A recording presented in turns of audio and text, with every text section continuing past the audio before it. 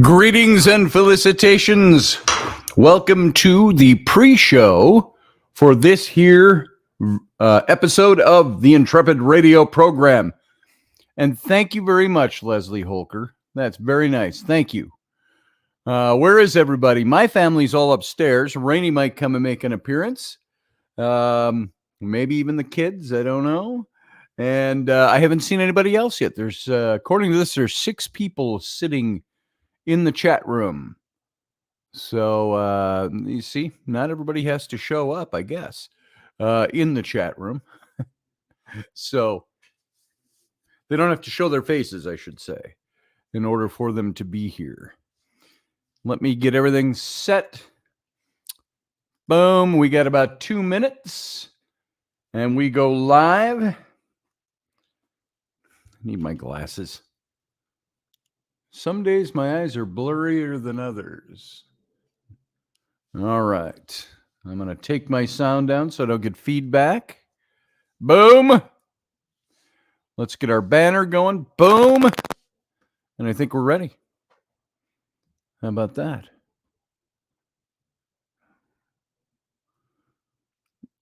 There we are. So what's Joe Biden calling MAGA Trump supporters now? There's my MAGA hat back there, hanging on that cane back there, just in case you wondered. Oh, man. My eyes. Some days. Hey, Paige. Good to see you. Hey, Susie Q. Nice to see you as well. David Castle. Good to see you, brother. And of course, Leslie. Thank you, Leslie, again. That was very nice. Tolkien is one I'm really not all that familiar with, says Leslie, but I need to be. The passage in my son's memoir card was J.R.R. Tolkien. Ah, because he loved his words. Yes. Tolkien had an amazing way of saying things. Of course, he was a language, what'd you call him? Not specialist is not the word I'm looking for. But he had, he was a linguist, gifted linguist. That's the whole part of him that is the where he made up languages. Philology is the word for that, by the way, that I was looking for. Okay, we got about 20 seconds, and we go live on the radio stream. So I'm going to go dark now, and I'll be right back.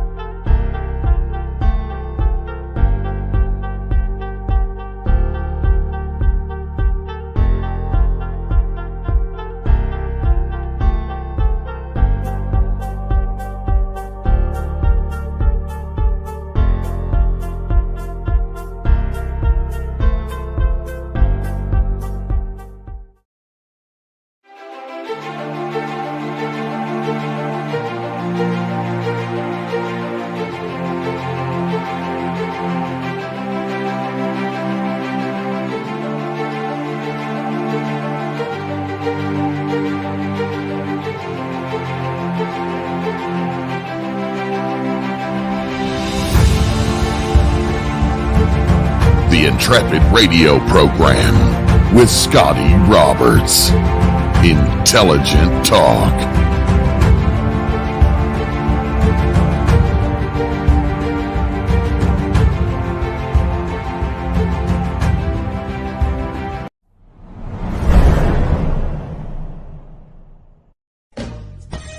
Are you looking for a really awesome and amazing graphic designer? How about an illustrator or a photographer? This is Rainey Roberts, and I wanted to tell you how you can get my designer, illustrator husband, Scotty Roberts, to work for you on your project. Do you have an awesome self-published book but no cover, or even worse, a cover that really sucks? Do you need a kick-ass logo for your company or some f***ing awesome graphic designs for your ads or website? Then get in touch with my husband for the best f***ing awesome kick-ass design and illustration. He knows his stuff and he's been at this for more years than I've been alive. Go to ScottAllenRoberts.com. That's Scott with 2 T's, ALANROBERTS.com to take a look at his online portfolio of work, or call 651-468-8115. Now go out and kick some ass with some kick-ass graphic design. Hire my dad so he can take me to Disneyland.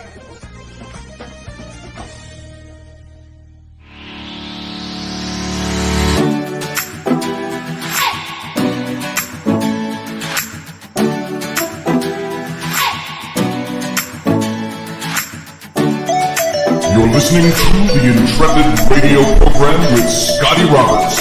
Intelligent Talk.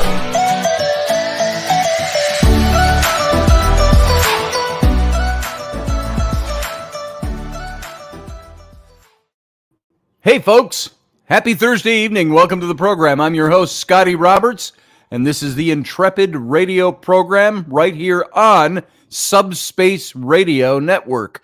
And you can go over to see and listen to Subspace Radio at subspace.radio.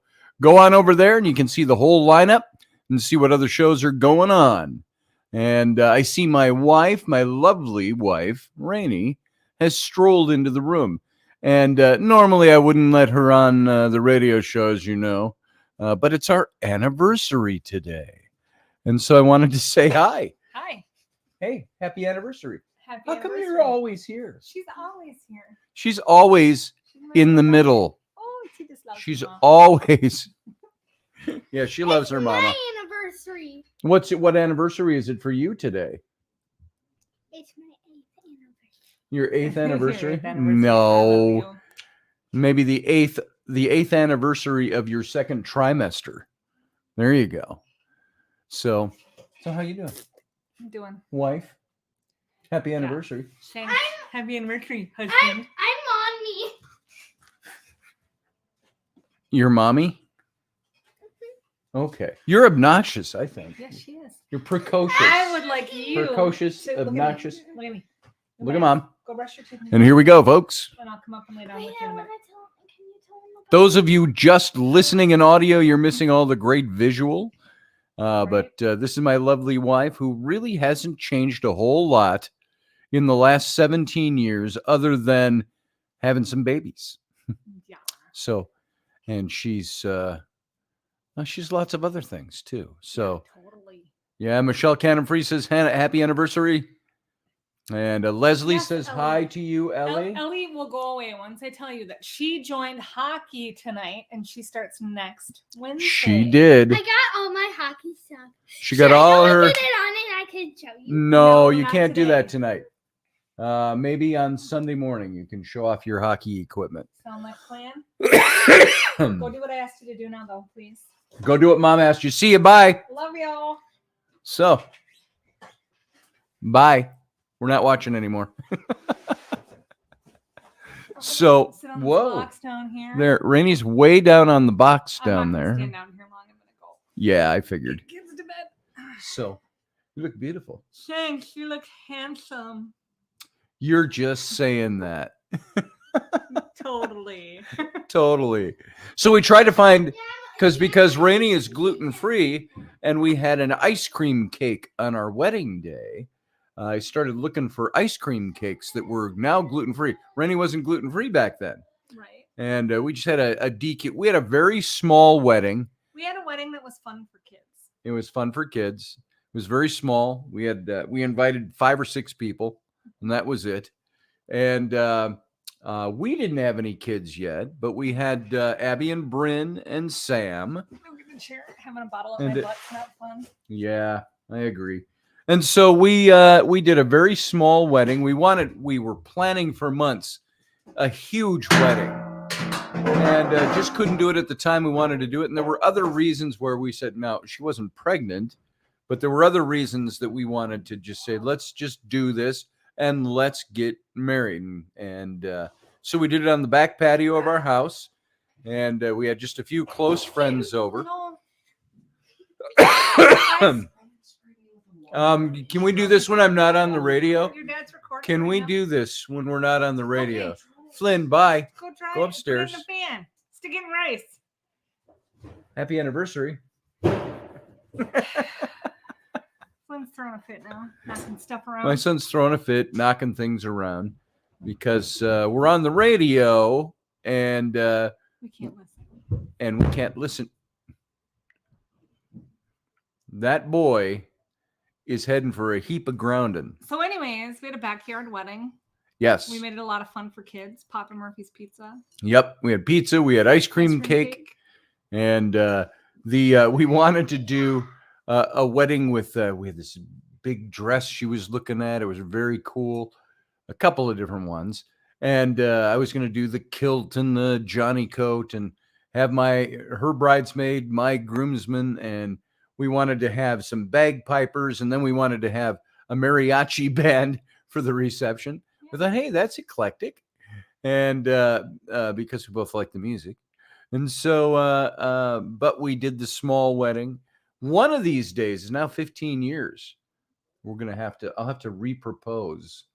And we'll have to do a big wedding. Don't waste the money. That's the thing. That's what I always get. Don't waste the money. Don't waste the money. We can spend that on a It's car. done.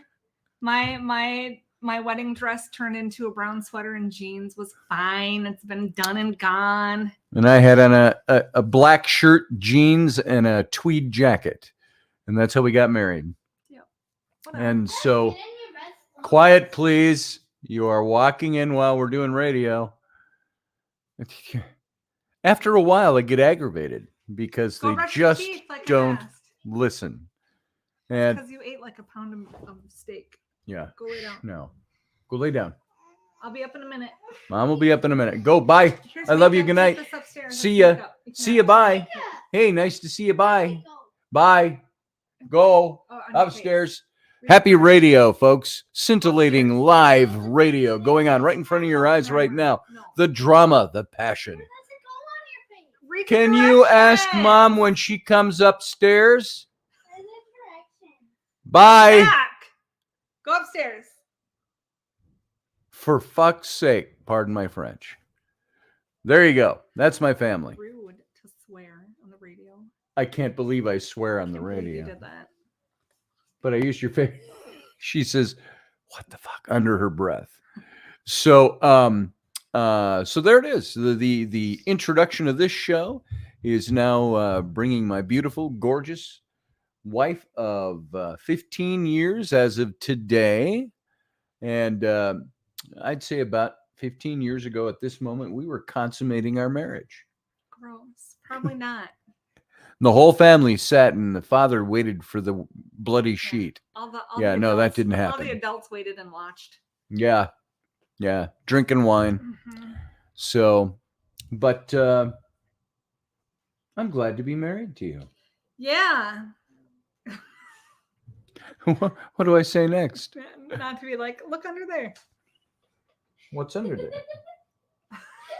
The child snuck back in under the desk. Man. So Leslie says, the older I get, the more I love the F word. Nothing says it like adding on F-bomb, the Effenheimer. I agree. It's a good word. It's a healthy word. And it can mean so many different things. Right. And so there we are. So I'm going to send my beautiful wife on her way. Yeah. I'm sorry you have to deal with the children at the moment. So maybe you should be quiet. Maybe you should stop talking. Did you catch what she said? No, though? I didn't. Maybe you should quit radio and let Mom do it. I could do that. Guess what? Then I'd be the one putting you to bed every night. I'd be the one working your chores. I'd crack the whip and make you work. Yeah. Whew. And I'd keep you out of Mom's radio show. Now comes the third child. What do you want, third child? Flynn bruised her back. What do you do to you? Flynn bruised her back.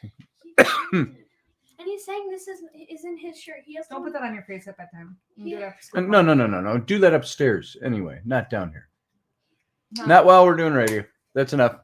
Okay, bye, children. Mom. You take I'll come her. help you in Go a minute. upstairs. No, Flynn's gonna hurt him. Just No, stand right Flynn there will by the not door hurt you. quietly. I will be there in a minute. Teenage boy. Stop. What's Now with Rowan's everybody throwing a fit. banging things around What all are you the two time? throwing a temper tantrum? Make sure you pee yourself on the way. Now there's a respect issue in there. They know I'm on the radio. And when we finally get them to shut up and go out of the room, they'll bang so it plays on the radio. So there's going to be some good talking to after the show. No, they'll be sleeping. So. Oh, they'll be But sleeping. I will talk to Mom, them. Mom will nail them when she goes up I'll there. deal with it. Yell at them the way you yell at me. Shut up, you little fuckers, and go to bed. There it is. There it is. Bada boom, bada zing. Steve Clark says, Rainy, we want Rainy. Yeah. I think thank Rainy you. should do her own show. I don't have enough to say. She thinks she doesn't have enough to say. You just got to get me on a rant today. On a rant day. Here, I'm going to Yeah, move a little like what? closer so I can Ticked off and I ran. turn this a I little bit scooted more for down you. So I could put my feet up. Oh, you're scooted down. So All that's a right. little- Well, that's okay. I wish you could stay and do the whole show with me. Do ya? I do. Maybe we should put Flynn in charge of them. No, because somebody's going to get stabbed. Yeah. Ain't that the truth? No, I sent you upstairs. Any questions you have for Mom can wait at least 5 minutes. Bye. I love my children, and I love them being around until... What she said? What did she say? My stomach hurts. What else did she say? Mom, my vagina hurts. Oh, my vagina hurts. Well, you heard it here first, folks. That's my kids. I don't even know. I don't even know anymore. I shake my head. So my favorite, and still completely inappropriate, was when we were all laying in bed one day, and Ellie's a little nudist, and She always is. has been, and she's comfortable that way, and so that's is fine. she. And I don't remember how she even got on it, but she lifted her leg, grabbed her lips, and went the vagina monster and said something, and I just about died. But You told me vagina about monster's that. gonna get you, and it was like, oh my god. And that's how I met your mother. Don't say that to anybody ever. Oh my god. That's how I met your mother, you know. Yeah. Vagina monster's gonna eat you. Vagina monster's going to eat you. And I'm like, oh, no, not that. Oh my goodness. Oh, my goodness is right. All right. So the child is sneaking in again. Yeah, So she's Mom's okay. going to go over and... Good I love you. Right. Happy anniversary. I Happy touched your butt. anniversary. So, all right, folks. Let's see if we can get more professional and back to the task at hand here.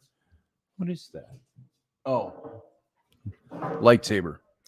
Lightsaber thing. I wonder, did it look like a shotgun in the monitor? That black thing back there. Looked like a shotgun with the strap hanging down. It's not. It's the soft lightsaber case. Then the strap for that hanging down. So there you go. All right. Should we try to get back on track here? I just wanted my wife to come in. I said, hey, come on down so I can say happy anniversary to you for everybody. I said, everybody likes you. Come on in. Okay, I might, she said. And so she did. But everybody else followed her down. So it turned into the family circus over here on the Intrepid radio program. Those of you listening over on subspace.radio, you probably didn't catch half of the visual. You didn't catch any of the visual humor. So Pearson Castile says, holy shit, it's one of these shows. What's these shows, Pearson? Sarah Yusuf says, happy anniversary, you two. Thank you, Sarah. Yusuf. I still don't say it right. Sorry about that. I got a mental block on it now. And everybody else, welcome. If I didn't say welcome to you in the pre-show. And we are now live. It's now 9:20 my time, 10:20 Eastern.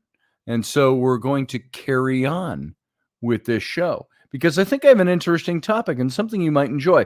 How many of you out there, by show of hands, have read any of the Tolkien books, J.R.R. Tolkien, the Lord of the Rings books, and his whole fantasy world that he created? You know, they say that he's responsible almost single-handedly for creating that type of fantasy, Dungeons and Dragons type of literature that's out there. Dungeons and Dragons, I just used for a quick reference for people who want to plug that in somewhere. Rudy Kessler's read all of them. And it's funny, I haven't read all of them, but I've read most of them, and I've read bits and pieces of other books. And every time I see, we go over to the little thrift, there's a big, well, it's a big barn actually, over here where you can buy books for $0.25 a piece that are dropped off and donated. It's the thrift store. And I'm always looking for a good book. I look for old books. There's certain authors I look for in old books. And I've picked up a couple of good, really their first edition books from Tolkien. The compendiums for Tolkien, not his, but his first editions would sell for a lot of money. If you found one of those for $0.25, you've made a killing. But so I've had the opportunity to take a look or pick up some more of his books. And so I do read some off and on. Hey, Carlene Griggs Smith. I've read most of them, she says. I remember Epona was the name of the horse in The Legend of Zelda. Yes, that's very true, Sarah Yusuf. Nicole McClellan, hand up, she says. Good thing, Nicole. You seem to me to be a Tolkien reader, a Tolkien aficionado, perhaps. So I love the Lord of the Rings books. I remember when I read The Hobbit to my kids. And I've mentioned that on this show before. I had a big hardcover edition of that. We read The Hobbit, and my kids loved it. We started Lord of the Rings, and it was a little heavier than The Hobbit was. So two of my kids lost interest right away. And so those were fun to read to them. So anyway, if you've read the books, you get an idea. Many of you have probably seen the movies, and there's many people that have seen the movies who haven't read the books, but are familiar with the books. And the movies, you know, a movie's a movie. You know how that stuff goes. A movie can be good and not follow the book precisely. I think that's the case with the Lord of the Rings movies. They didn't follow precisely, but they were very good. And so Tolkien fans, just like any other fan of any book, they go, well, they missed this part and they didn't do that. And I can't believe they put these two parts together into one thing. And you know what? You got to lighten up. Sometimes when you watch a movie put to from a book, got to remember, reading a book and visualizing it takes hours and days. You put a movie down into 3 hours, which most of those movies were, you're going to miss something. There's going to be something that needs to be cut. Steve Clark reads more of R.A. Salvatore books and has most of his books. I also have like Mary Stewart's books, who wrote the Arthurian cycle, The Crystal Cave, The Hollow Hills, and The Last Enchantment. I read those books in the early 80s, and I've picked up as many of them as I can find in first edition hardcovers. I've got almost all of them over there. So that's a lot of fun. Hey, Ken Bellows, KB, from KB with Morning Coffee. Morning Coffee with KB. The Castle by the Roadside, as he says. And so 8 o'clock Central, 9 o'clock in the morning Eastern, you can catch KB over there having morning coffee every morning of the week. And so go and check them out. And I like to go over there, and I call in and we discuss a lot. So you can go and have a good time over at KB's Morning Coffee. And anyway, getting back to Tolkien, Tolkien was really, I think, the quintessential author who created what we know today as modern fantasy in literature. And that's a generalization, yes. but he was really responsible for that. And so I wanted to look, and I thought it would be a lot of fun for us to take as a little derivation, if you will, off of the beaten path. I wanted to get into something. I frankly got a little bored with our topic that we were covering with Celtic mythology. I just had a lot of notes that were straightforward, and it just wasn't as exciting enough. I could have taken any one of the stories that we covered in the mythology, the mythological cycle of the Celts, and spread that into several shows and really dramatized it and had a good time with that. But I was just trying to present that Celtic mythology light. We may come back and finish some things with that. But last night, right in the middle of the show, I was my head was exhausted. And I'm going through this, and I thought, I'm boring myself. I'm probably boring everybody else. So I got to get out of this. You can read an account of a mythological story and put as much fire into it and verve as you want. That doesn't mean that you will keep people's attention and they'll retain any of that information at all. And I didn't want it to come across like a classroom. Turn in your syllabus to page 74, where we're going to pick up the Celtic mythological cycle. And so I had to back off of it. I loved the movies page. There were 2 sets of movies that I did this with my kids. We would go see all the Harry Potter movies, my older daughters. My son was only about 4 or 5 at the time. But we would go see all the Harry Potter movies at midnight on Thursday night, which would be the first showing for the Friday release of the new movie. And they devoured the books. And so we would go. That was a tradition in our family. My twin daughters and I, we would go to all the openings, first day openings of the Harry Potter movies. And we did the same thing with the Lord of the Rings movies. And we got into fewer of those together. They started hanging with their friends and going to see them, which was okay. You know, I saw them at the theater once I got there. I was supposed to meet up, and they had all their friends, and they were 100 people in front of us in the line. And I'm like, hey. And so I hung out with my friends there. But the Tolkien movies were big for us. And there's a lot of things that you glean out of it that become things that you retain and you use in family conversation, believe it or not, sometimes. Lots of good lessons that came out of them. And I remember, I'll tell this story before I start getting deeper into this, is that my ex-wife, my twin daughters and son Sam's mom, was dead set against the Harry Potter movies and dead set against the Lord of the Rings movies. It's all Satan, stuff of Satan, she would say. It's cult. It's a cult. And I said, it's nothing of the sort. I said, have you ever watched it? So I remember that there was one day she came to pick up the kids, and it was a day where she was being particularly communicative, communicable, and talkative.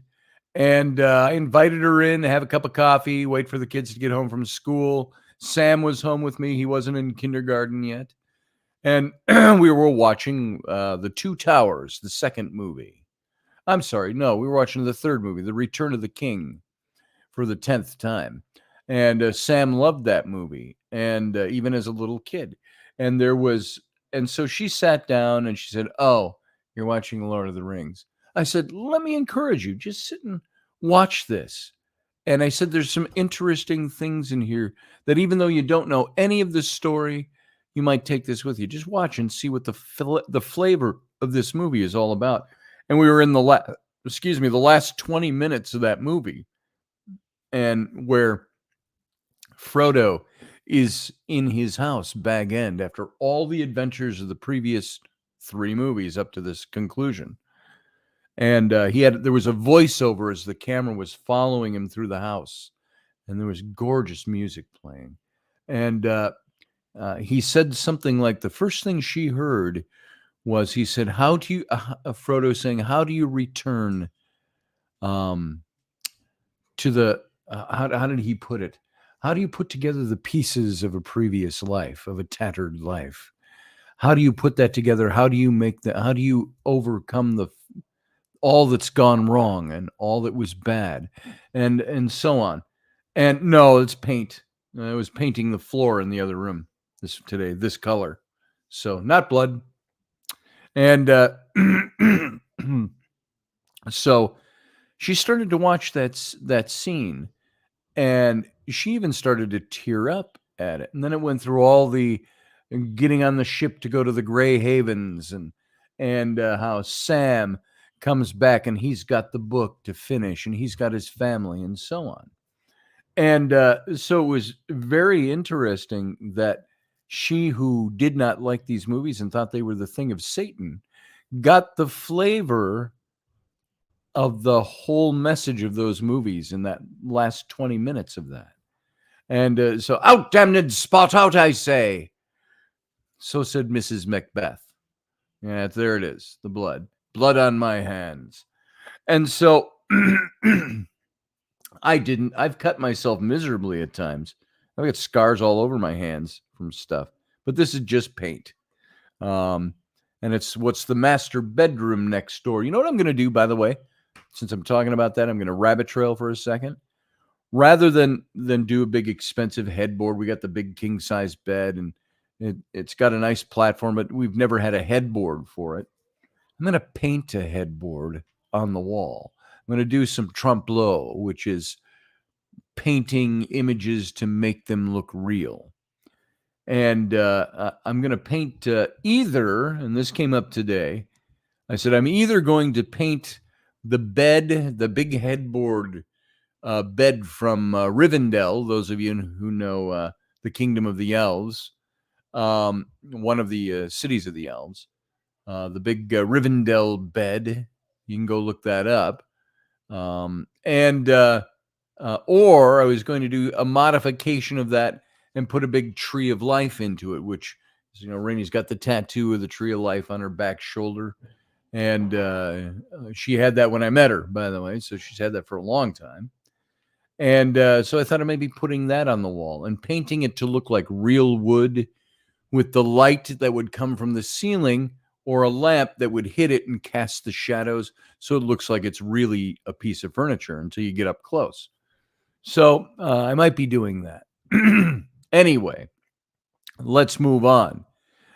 So I wanted to talk about this. What was J.R.R. Tolkien's influences when he wrote The Lord of the Rings?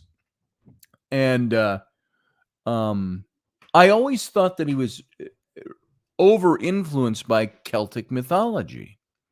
And I thought, oh, that's a nice fit. We'll segue from Celtic mythology into Tolkien. But I found as I read more and more that that's really not the case. And he really didn't have a great liking of Celtic mythology. So in his fantasy books on Middle-earth, they're called, if you're not overly familiar, especially The Lord of the Rings and The Silmarillion, he drew on a wide array of influences, including language, and he was a linguist, Christianity, mythology in general, archaeology, ancient and modern literature, and of course his personal experiences in World War I. And he was inspired primarily by his profession, philology. His work centered on the study of Old English literature, especially Beowulf, and he acknowledged its importance to his writings. And you'll notice throughout his books, and you see a hint at this in the movies, or the homage to this in the movies, is he wrote lots of poetry. He created languages for his books. He created Elven. He created Dwarfish, Dwarven, I guess it would be. He created the Black Tongue, and all the different languages that you see in the books he created. And then he wrote poetry that some of the characters would cite these old songs in the book. And so he was very gifted at that. So he was a gifted linguist. He was influenced by Germanic, Celtic, Finnish, Slavic, and Greek language and mythology. And his fiction reflected his Christian beliefs and his early reading of adventure stories and fantasy books of his own. And commentators have attempted to identify the many literary and topological antecedents for his characters. places, events in Tolkien's writings. And some writers were certainly important to him, including the arts and crafts polymath William Morris. And he undoubtedly made use of some of the real name places, such as Bag End, the name of his aunt's house. Bag End, of course, was Bilbo Baggins' house, kind of the ancestral home for his family. And it was Frodo Baggins' house once Bilbo went away. And Tolkien stated that he'd been influenced by his childhood experiences of the English countryside of Worcestershire, Worcestershire. There you go. You mix it up with the sauce, Worcestershire sauce, and it's urbanization by the growth of Birmingham, and his personal experience of fighting in the trenches of the First World War. And you can see some of that in the imagery that was used in the movies and the imagery that he creates in his books. Now, going to the philology, Tolkien was a professional philologist. He was a scholar of comparative and historical linguistics. He loved language, and he was especially familiar with Old English and related languages. And he remarked to the poet and the New York Times book reviewer, Harvey Brett, that I am a philologist and all my work is philological, he said. And he explained it to his American publisher, Houghton Mifflin, that this was meant to imply that his work was all of a piece and fundamentally linguistic in inspiration. And the invention of languages is the foundation. The stories were made rather to provide a world for the languages than the reverse. And to me, said Tolkien, a name comes first and the story follows. And that was one of the early criticisms of his books. Some people just brushed them off right away and said, he just wrote this story so he could create songs and poems and fake languages. But that's exactly what he did. And it was in 1955 that long quote came from Houghton Mifflin. So one of his influences was the epic Beowulf. And there was an article out that was called Beowulf in Middle Earth. It was called, and it's a long, older article. And further information on this, you can look at The Impression of Depth in the Lord of the Rings and Decline and Fall in Middle Earth. Those articles that exist out there. And Tolkien was an expert on Old English literature, especially the epic poem Beowulf, and made many uses of it in The Lord of the Rings. So if you know Beowulf, or if you had to read Beowulf in school, which I'm sure you did, you'll get the idea in Beowulf of where he got many of his ideas for Lord of the Rings. Example, Beowulf's list of creatures. Eotenas owned. I'm sorry, I'm pronouncing the language here. Eotenas owned Ilf owned Orkneas. There you go, Orkneas. Elvens, orcs, things like that. Etens, giants, and elves and demon corpses, and so contributed to the creation of some of the races of beings in Middle Earth. Though with so little information about what elves were like, he was forced to combine scraps from all the Old English sources he could find.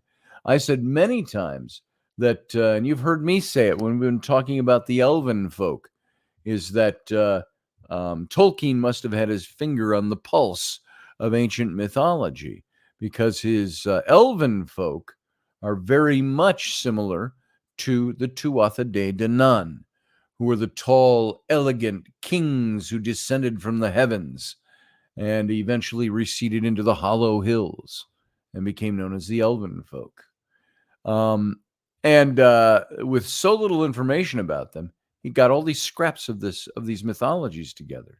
He derived the Ents. The Ent were the the big tree, like Treebeard, the big tree creatures in the forest, the guardians of the forests.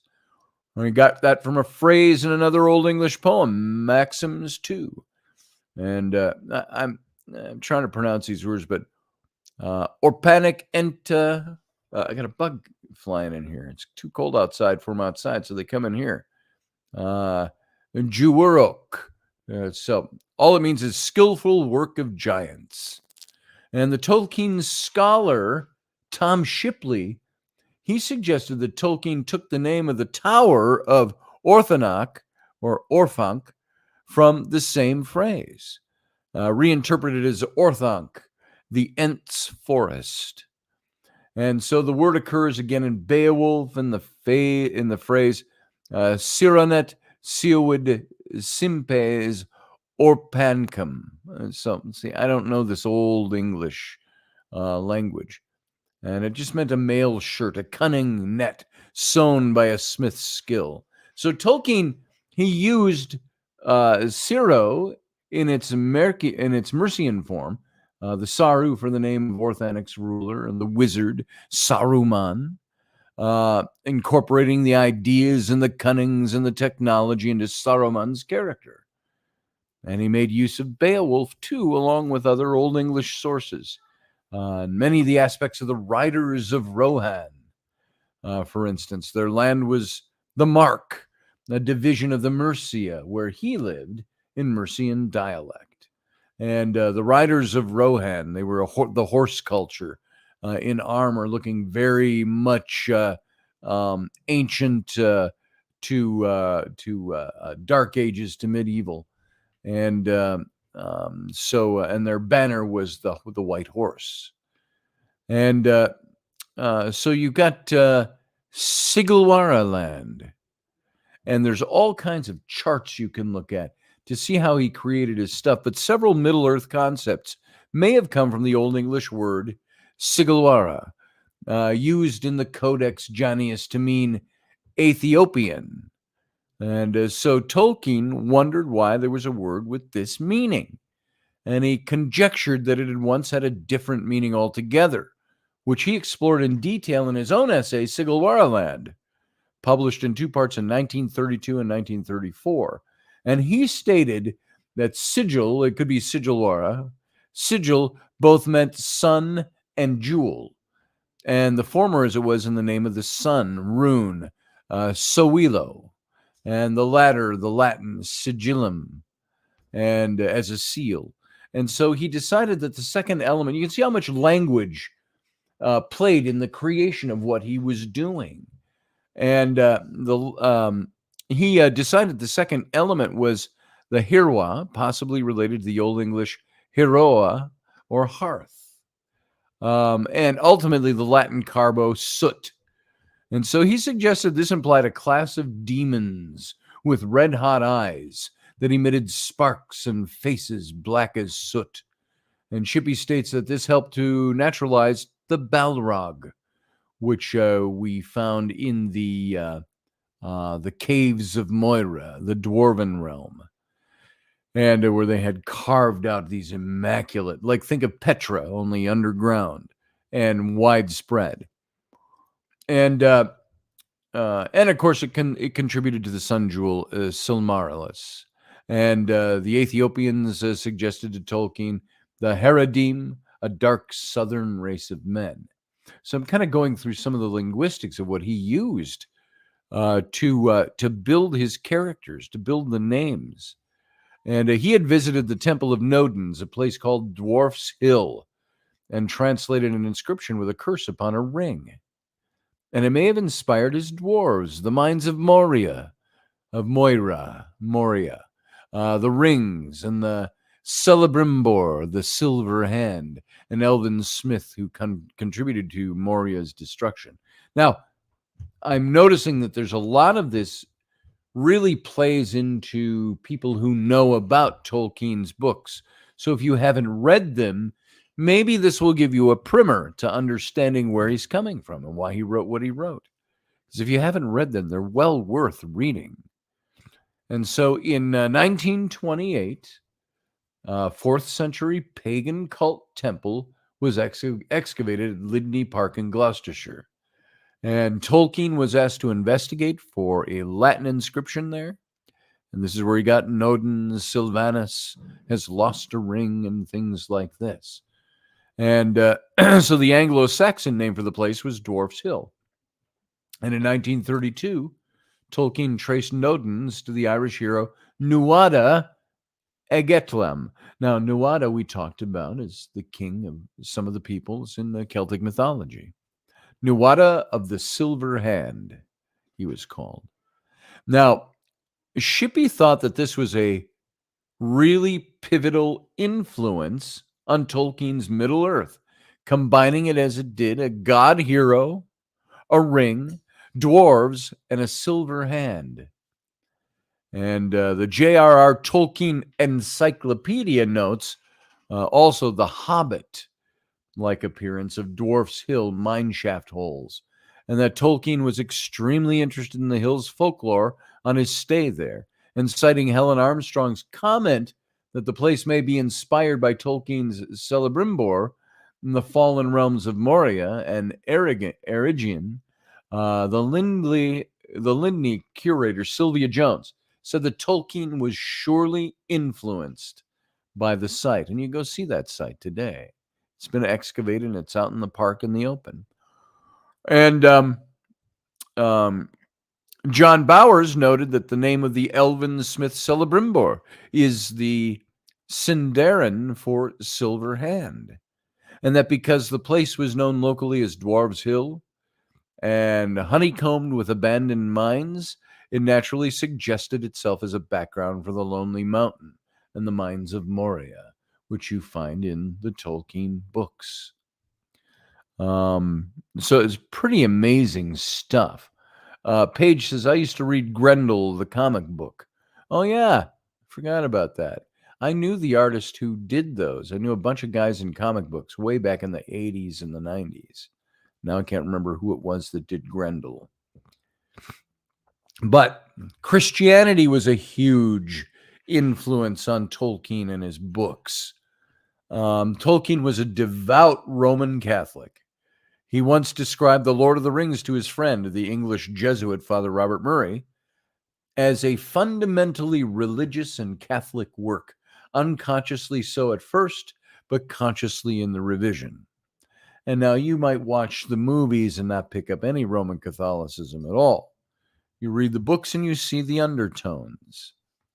And many theological themes underlie the whole narrative of the book, including the battle between good and evil, the triumph of humility over pride, the activity of grace as seen with Frodo's pity toward Gollum. In addition, the epic includes the themes of death and immortality, mercy and pity, resurrection, salvation, repentance, self-sacrifice, free will, justice, fellowship, authority, and healing. Tolkien mentions the Lord's Prayer, especially the line, and lead us not into temptation, but deliver us from evil, in connection with Frodo's struggles against the power of the One Ring. And of course, remember, the whole Lord of the Rings saga is set in Middle-earth, just before the Third Age of Man. So it's supposed to be a long time ago. And Tolkien himself said, of course, God is in the Lord of the Rings. The period was pre-Christian, but it was a monotheistic world. And when questioned who was the one God of Middle-earth, Tolkien replied, the one, of course. The book is about the world that God created, the actual world of this planet, is what Tolkien said. It's a direct quote from him. The Bible and traditional Christian narrative also influenced the Silmarillion, and the conflict between Melkor and Eru Luvatar parallels that between Satan and God. And further, the Silmarillion, I'm sorry, I'm pronouncing it wrong, tells of the creation and the fall of the elves, as Genesis tells of the creation and the fall of man. And as with all of Tolkien's works, the Silmarillion allows room for later Christian history.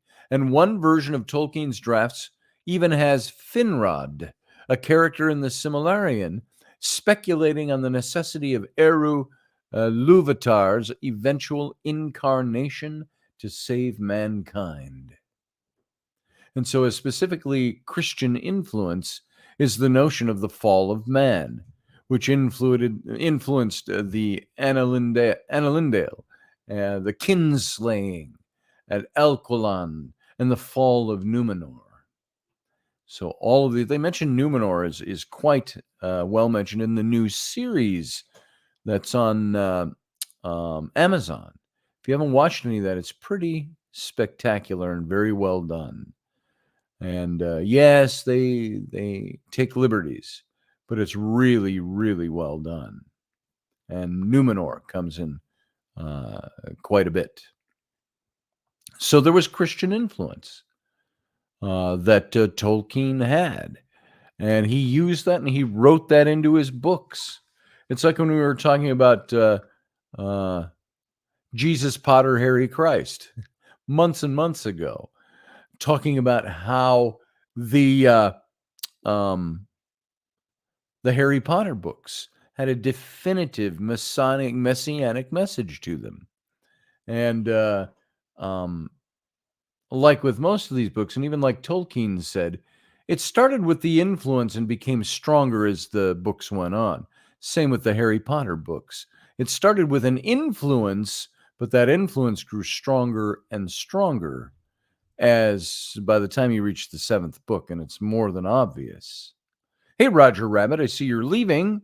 You got to get out of here. So long days have caught up to me. Kinsey is asleep early, so I'm going to try to get some sleep while I can. Good night, everybody. Good night, Roger. And say good night to Carly. I hope you guys get a good night's sleep tonight. And so very interesting stuff in these books. And there's so much more that I want to talk about this. Maybe a little more, probably not tomorrow night. We'll probably do a ghost night tomorrow night. But back next week, we'll talk a little bit more about this. We're drawing very nigh unto the hour where we have to say goodnight to our radio audience. We got a few minutes left. But I didn't want to get in too much deeper yet tonight because I don't think we'd have time to finish it. Because next we're going to get into the mythology.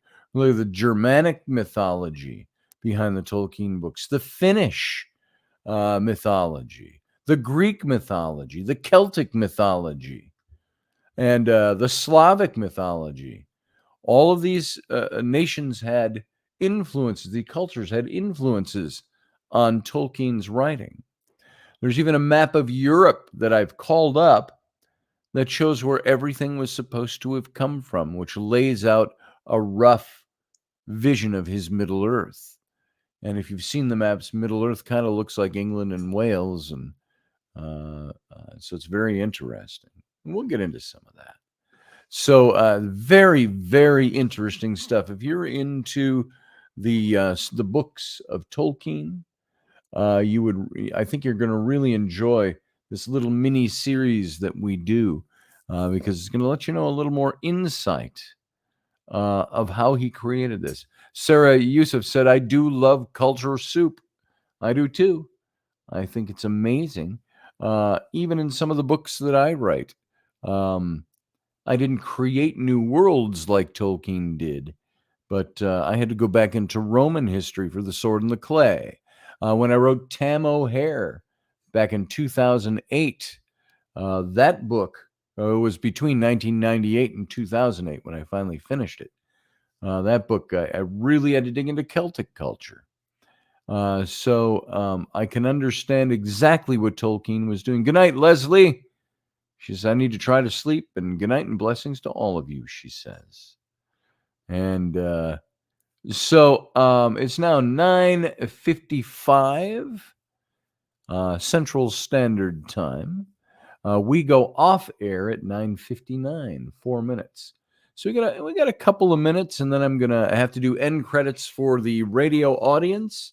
All of those of you who are here, I'm glad you stuck it out after the familiar nonsense going on at the beginning of the show. I just called my wife in to say, come on in, because it's our wedding anniversary. It's our 15th anniversary of the day we got married. And we've been together 17 and a half years, something like that. Known each other for just a little longer than that. I met her a year and a half before that, and thought she was hot. But we didn't start dating till about 17 and a half years ago. So, so it was nice to have her in. And so there was a little tomfoolery with the kids. If you think I'm a harsh dad, I yell at those kids sometimes.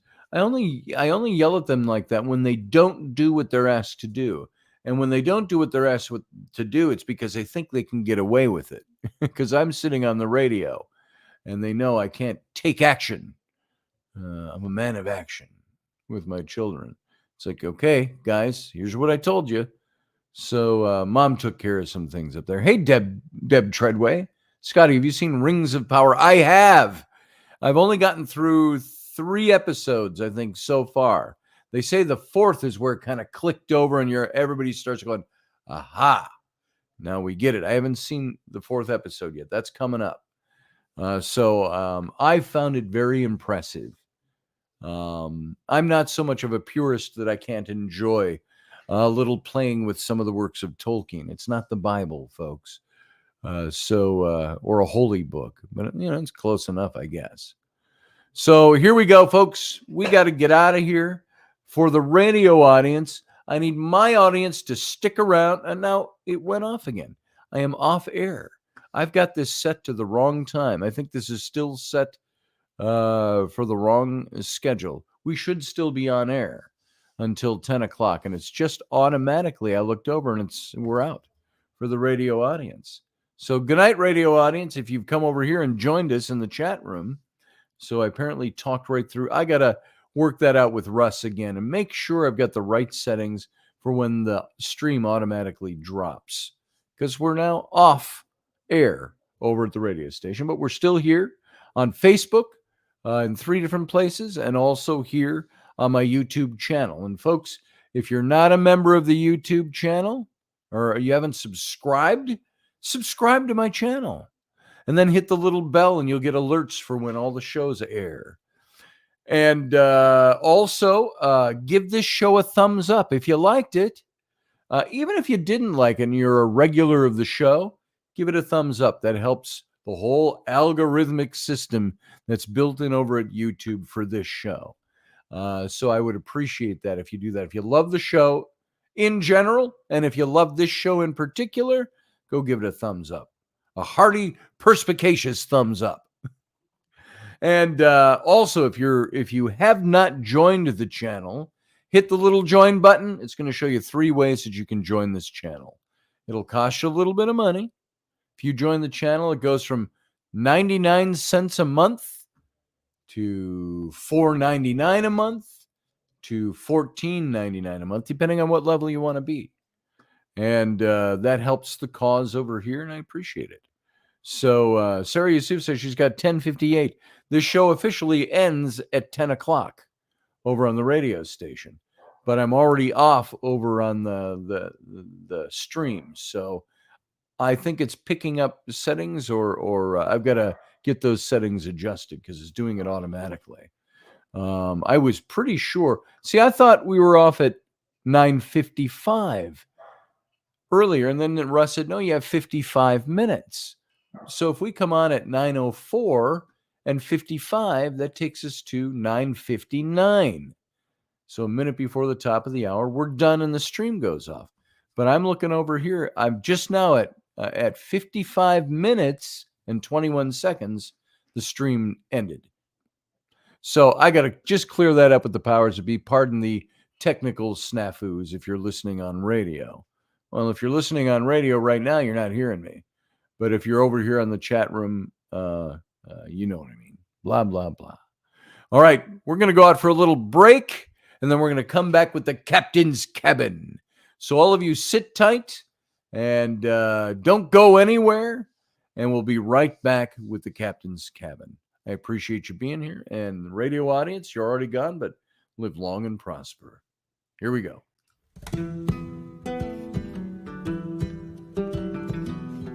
Join us every weeknight at 9 p.m. Central Standard Time, 10 p.m. Eastern.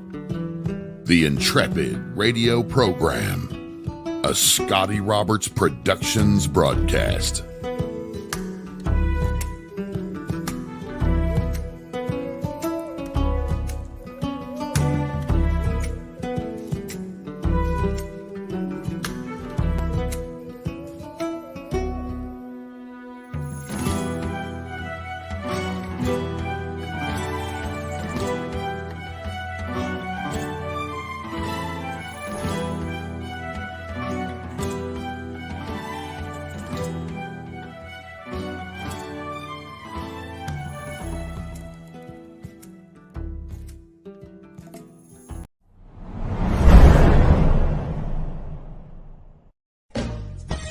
Are you looking for a really awesome and amazing graphic designer? How about an illustrator or a photographer? This is Rainey Roberts, and I wanted to tell you how you can get my designer, illustrator husband, Scotty Roberts, to work for you on your project.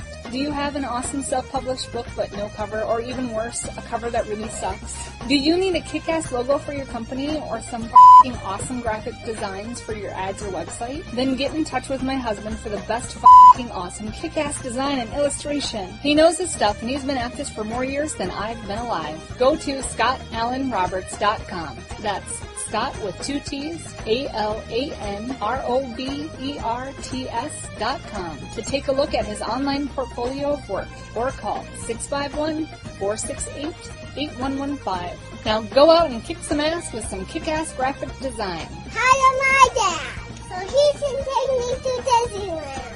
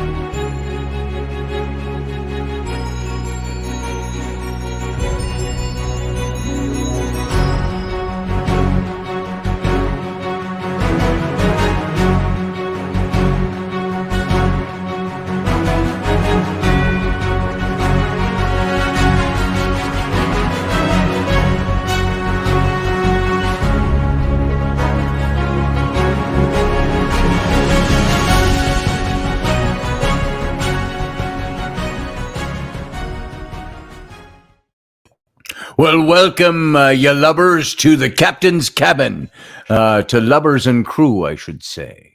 So this is the time where we get a little more informal, and we talk about all the stuff we want to talk about. We go as short or as long as I'd like to go, and it all depends usually on how I'm feeling for that day. And by feeling, I just mean it's a night show, and I still have to work during the day. So it's not like I can get up and sleep all afternoon and get up for the show. So I'm usually pretty knackered by the time we get to the Captain's Cabin these days.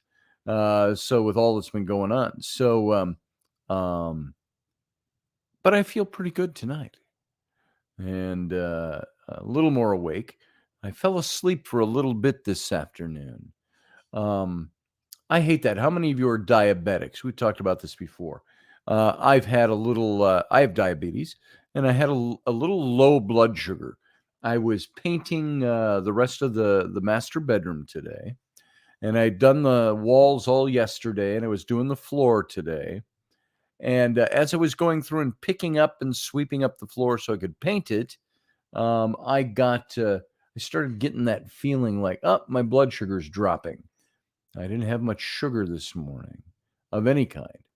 And so I thought, I'm going to have to go up and take care of that before it gets. And then by the time I'm done rollering, I'm trying to challenge myself to get done with this. I'm dripping sweat, not because I was working hard, because my blood sugar dropped. So I'm dripping sweat. I'm getting wobbly and a little tired. I can feel it in my chest a little, not from my heart. But so, okay, that's it. I put up the roller and I went upstairs and I got some sugar in my system. But when that happens, most of the time when I get a low blood sugar and I bring it back up, it knocks me out. I just like, ugh, I got to sleep. Now I could go down and work. I've done that. I've worked through it when I've had to. But this afternoon I was like, I got to fall asleep. So I sat down. I had a sandwich to bring my blood sugar up. And so I'm watching. I got the news on, cable news. I was watching on YouTube. And I just nodded off. And I was out for about an hour. So that helped a little bit. So there it is. Matthew Sainsbury Steve was born with low blood sugar. And yeah, it's exhausting, says Sarah. So you know firsthand. And so I was up at 5 a.m., says Rudy, but took an hour and a half nap. Yeah, we're at that age. We're men of a certain age, Rudy. And I've always gotten up at the crack of dawn. So I woke up yesterday at 4 a.m. I woke up this morning at around 5 a.m. Well, I wake up the same time every day, a few minutes after 4. Then I try to force myself to sleep if I'm feeling tired, which I did this morning. I got up around 5:15-ish. And so I guess, the pattern fits. The older you get, the earlier you wake up. So that's how it's been with me. The older I get, the earlier I tend to wake up. But I've always woken up at the crack of dawn. So I've always been a morning person, and I've always been a night owl on top of it. So there you go. Was it Tolkien or C.S. Lewis that had a feud with Orwell? Or am I mixing them all up? I don't even know on that one, Sean. I don't know who was feuding with Orwell. By the way, if you want to see, the master bedroom's all done, Sarah. I got to give it 2 days for that paint to dry hard before I start scraping things on the floor. And so I'll bring the bed down. By the weekend, we'll have the bedroom set up, which will be nice. Because right now it's kind of all over the place. I don't like sleeping with the kids. So I don't usually. I'll end up on the sofa. And that hasn't helped my sleeping patterns at all either. I don't like sleeping on the sofa. Every now and then I'll crawl in with the little kid, because that's where mom will crawl in. And I don't want Rainey to have to sleep on the sofa. We don't have any. We could pump up an air mattress and have it on the floor, but it's too much pain in the ass. So we'll have the bedroom set up by the weekend, which is a good thing. So anyway, I was going to say there's the movie out. If you haven't seen it, came out 2-3 years ago on Tolkien, and I think it's called Tolkien. An actor playing him in his younger days when he was at university and went to the war and so on. And it's really a really well done movie. So you should look that up and watch it.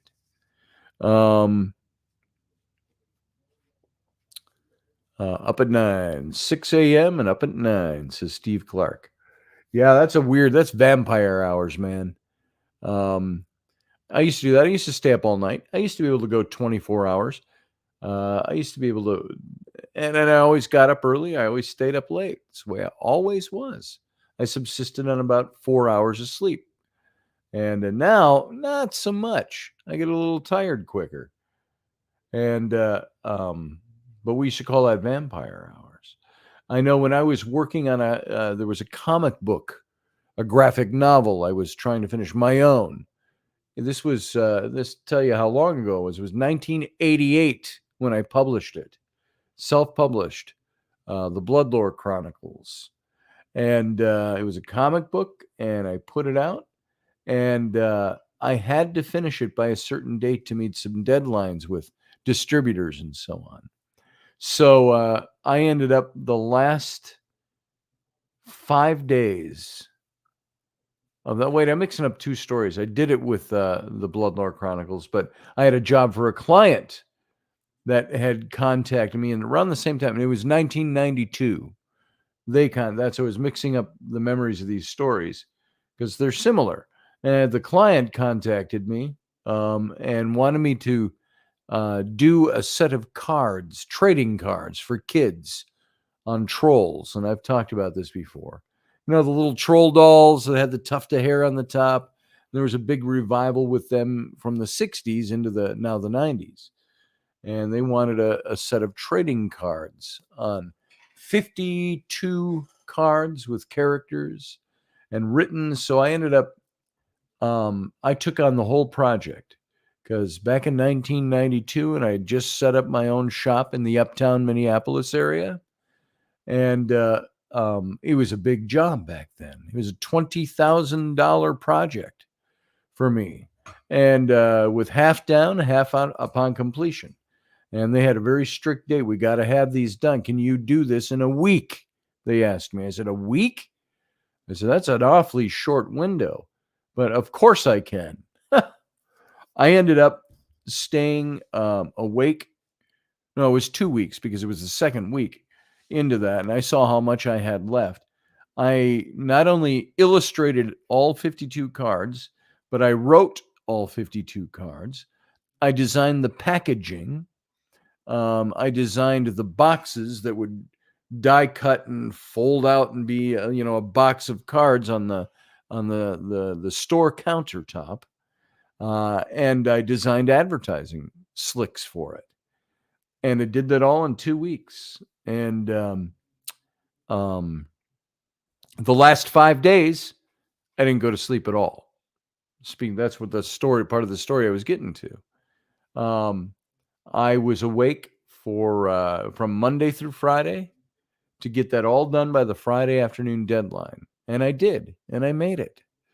And I was drinking coffee and taking no-dos, and I wasn't taking anything illicit to stay awake, but I was doing everything I could to stay awake. And I was writing and painting night and day. There were times I would wake up while I was painting and realize that I'd fallen asleep, and my brush had a painting color, and my brush had a trail of color behind it that I had to fix sometimes. And so I got that project finished, got it in, and I was glad I got the first half down payment in, because within a week they put these right to press and they sold them. It was what I didn't know and understand at the time. It was a vain attempt to try. I don't know what that was. That's carpeted up there, so I'm not quite sure. Take it easy up there. It was a vain attempt on that company's part to try to avoid bankruptcy, because within a week, not even 2 weeks, the stuff had been published and they went under. And so they didn't pay me the second $10,000. But at the time, it was nice having that first $2,000 the week before, or $10,000 the week before. And so I ended up with something like, I don't know how many cases. There were 12 boxes in a case of 50 cards. So 12, and I had like, I don't know how many cases, 100 cases of those cards. So I got 100 cases of the cards out of the deal, but nothing else. And then I ended up selling those all off for super cheap a year or two later. So I made some money on it, but that's about staying up all night. I had the tenacity and the wherewithal to go for, what's 5 times 24, at least 100 hours that week with no sleep, 120 hours. So it was all right. Those were the days, though, man, when you could do that. So a message is just popping up at me here and jumping at me. What is it? Oh, it's a recorded message, so I can't really listen to that right now. So anyway, there it is. It's my wedding anniversary. We're not doing anything special today. We got kids. We got school in the morning. Rainey took the kids to bed, and I will hopefully see her when I go upstairs. My guess is she's probably going to be fast asleep. And pretty soon it'll be right down here next door in the master bedroom. So what do you think of doing a mural, a little trompe-l'oeil on the wall for a headboard, and a headboard that's painted to look real? And somebody says, well, why couldn't you just get a photo nowadays or one of those backdrops? And I don't want to. I'd like to paint it. There's a certain style to painting and a certain flavor that it has. So thinking of doing what looks like a big carved headboard. With maybe the tree of life into kind of the whole Rivendell look of furniture and design. So I'm doing that. I did want to show you a couple of pictures that would take us back to the early days of when I was dating Rainey. And because it's my anniversary. And I just have to see if I've even got those in here. If I could share my screen and show you some of these. Let's see what I got in here. I think this folder is full. I could just share my screen and show you some pictures. How about that? Of the very early days. You know what? I'll do it in Facebook is what I'll do. I'll take you over to my Facebook and we'll look at some pictures over there because I want you to see this is the woman I fell in love with. And this is some of these pictures go back as long as we've known each other. So let me I'm going to share my screen. And maybe that's not Tolkien. It's not a big topic. It's the captain's cabin, though. And I'm going to show you. It's my anniversary. So I'm going to show you a couple of pictures. We won't go too long with that. But there we go. If I go over into my Facebook page, let me close some of these. Messages from Dave Potter, messages from that person, Let me go into my photos, and I'll just show you a couple of things.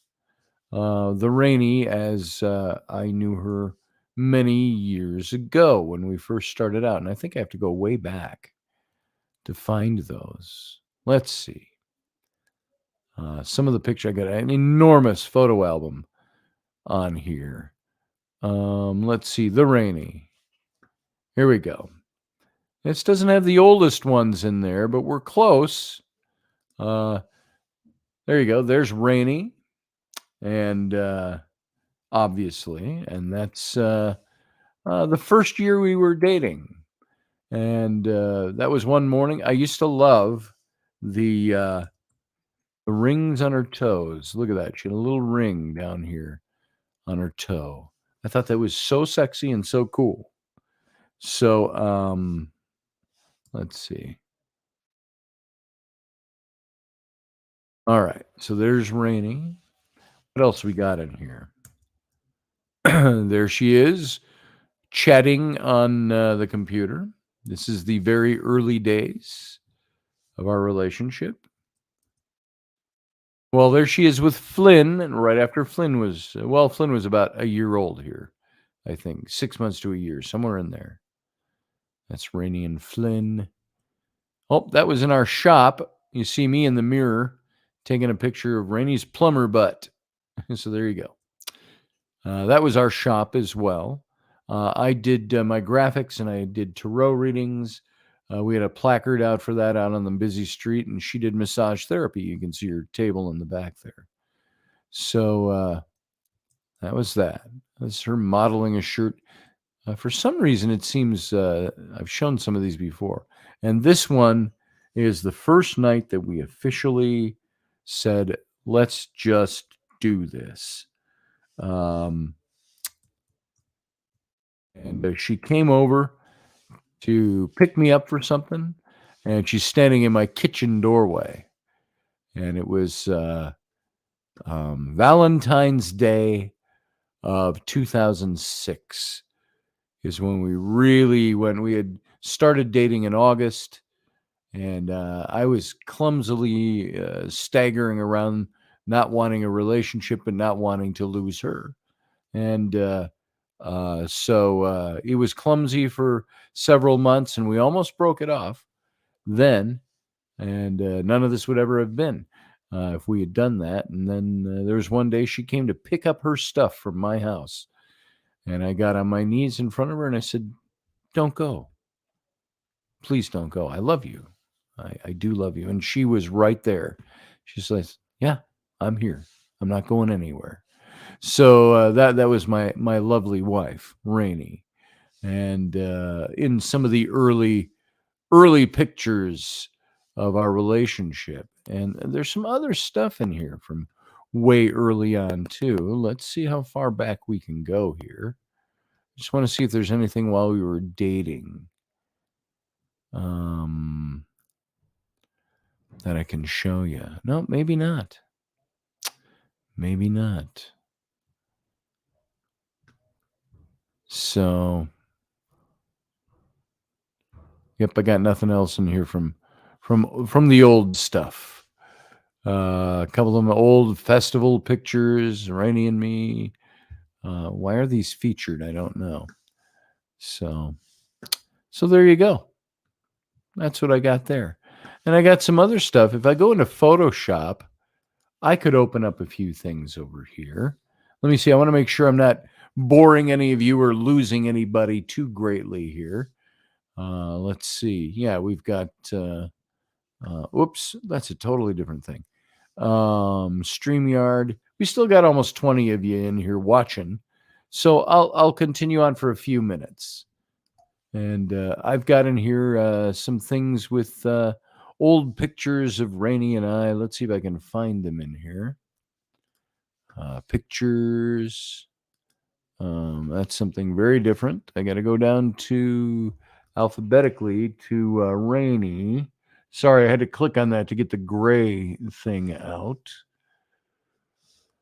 Let's see. Rainy. That was the other day. Ice cream. That's not an old one. There. Now look at that one. That was when we were, I don't know if you can even see that because it's small in here, but that's when we had our own shop and Rainey was doing massage. And this was a publicity shot I took of Rainey. This is back in 2006, the summer of, and we had a little shop in St. Paul facing Snelling Avenue. And so there she is in the mirror as we were setting up shots for a photo shoot. We had candles burning and stuff like that, and this went into a big print ad for her business. So, Rainey and Brianna. Rainey and the kids. This was the other kid. There's Ellery in the middle and Flynn on the side. And Rowan is over here somewhere. But there's Rainey. What year was this? I think it was 2015. Yeah, Rainey and the Kiddos, 2015.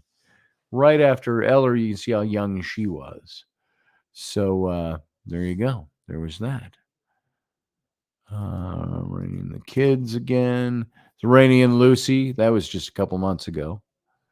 I'm looking for old pictures of us. There. That's the one I'm thinking of right there. You see the date stamp on this. This was September 6th. I'm sorry. I'm reading that upside down. That is July 9th of 2006.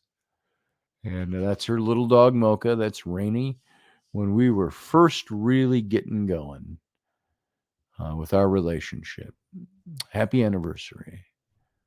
There she is with Rowan. I wish I could make these bigger to scroll through them, but I can't. I hope you can see them and enjoy them. That was my office in the garage. That's Rainey and me not long ago. That's not long ago. Rainey eating ice cream. That was a couple of years ago in the old office.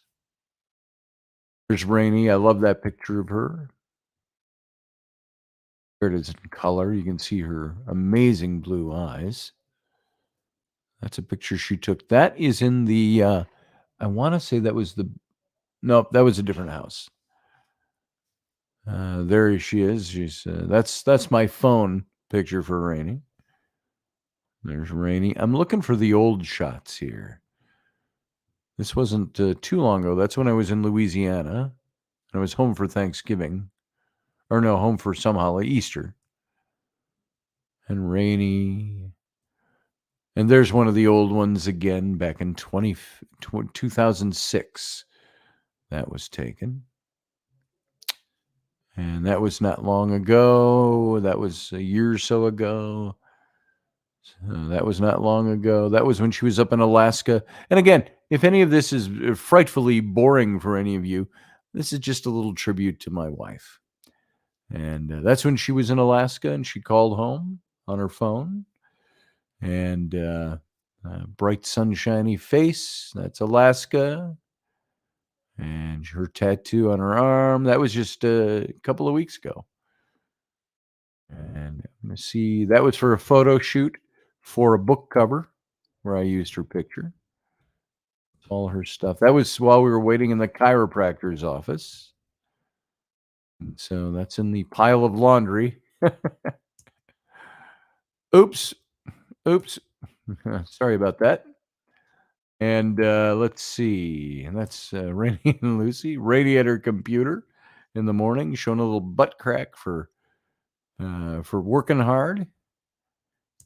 And Rainey and Ellie, and Rainey and Ellie, and Rainey and Ellie, and Ellie in the middle of us trying to get a picture. Oops. Yeah, that was Rainey squirting me. Sorry about that. For any sensitive eyes. Rainey this summer. And that's not too long ago. That was a couple of years ago. As was that. Right in the middle of COVID. And then her fishing up in Alaska. And front deck, sitting in the living room. And this is all my wife, to whom I've been married now for 15 years. There she is. I think that might be it for the old pictures. They're all going to be in a different spot. And I'm just trying to find, that was art show last summer. Moving. That's somebody totally do it. There you go. You know, something like that is not really a nasty picture. It's right in my, not hidden pictures by all means, but oops, if you're sensitive to some of that. There she is, new bra, playing video games with the what do they call those? Oculus. And modeling hats, Fort Snelling. Rainy private. That's lingerie stuff. We don't need to show that. So, so all these great old pictures of Rainy, and some of them new. Oh, I love that shot of her. This is that one with Rowan. You see Rowan in the background, naked in a bucket on a very hot day in the summer. So cute shot.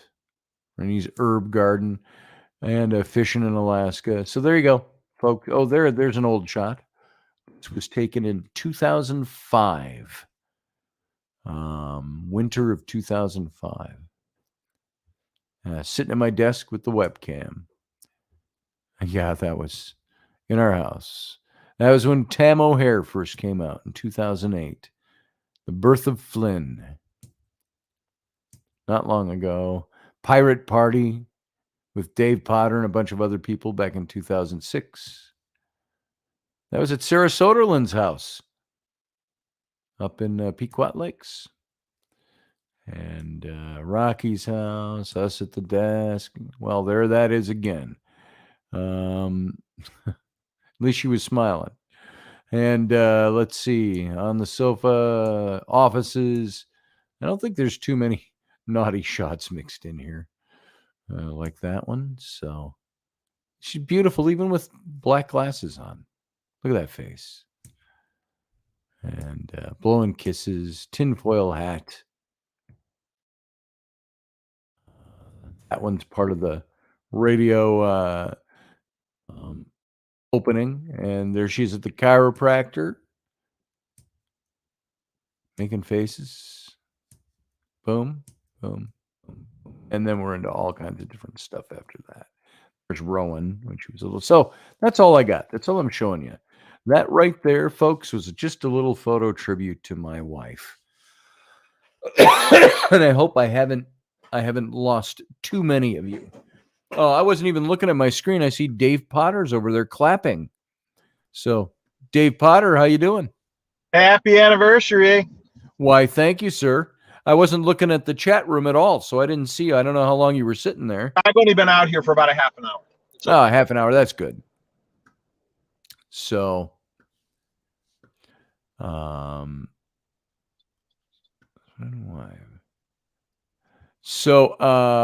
just looking at some of the comments.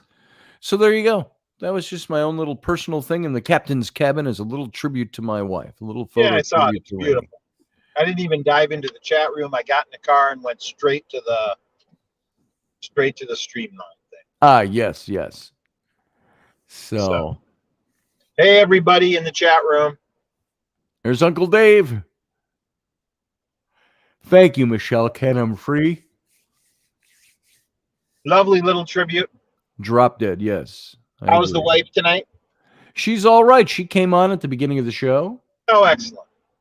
for the little anniversary. How do you do? And we didn't do anything special today. It's just another day.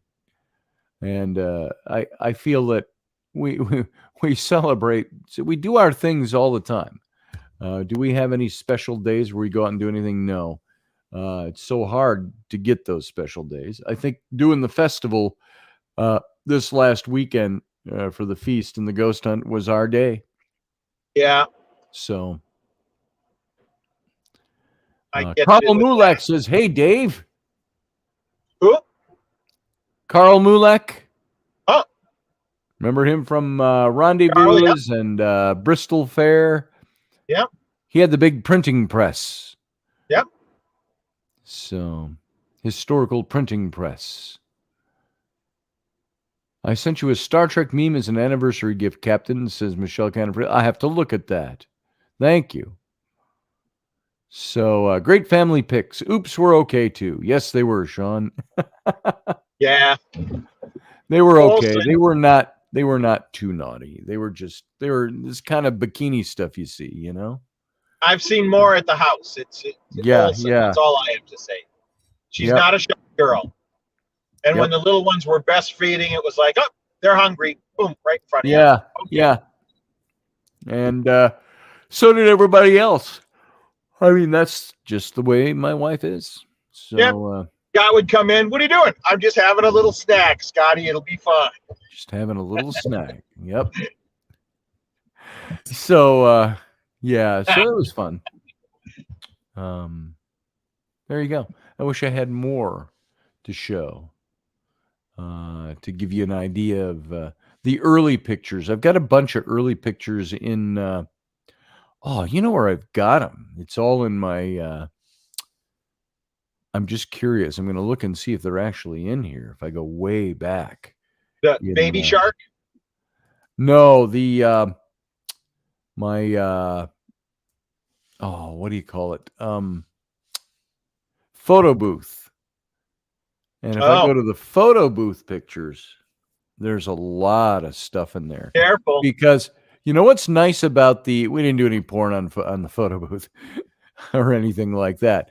But the photo booth pictures, what's so very cool about those is I've had photo booth on my Mac since the day Rainey and I met. And so we were taking screenshots all the time. And Especially at the thus Larpenter house. posing together before that in the big house in Bloomington. Yep, the Bloomington house too. And so With the breezeway desk. Yep. My desk was out in the breezeway. And so what was so very cool about that? That's where you shot that 4 a.m. picture of Captain Morgan. Yes. Yes. What's so very cool about those shots is it's like a history of photos going all the way back to when we first started dating. Yeah. Which was very, very cool.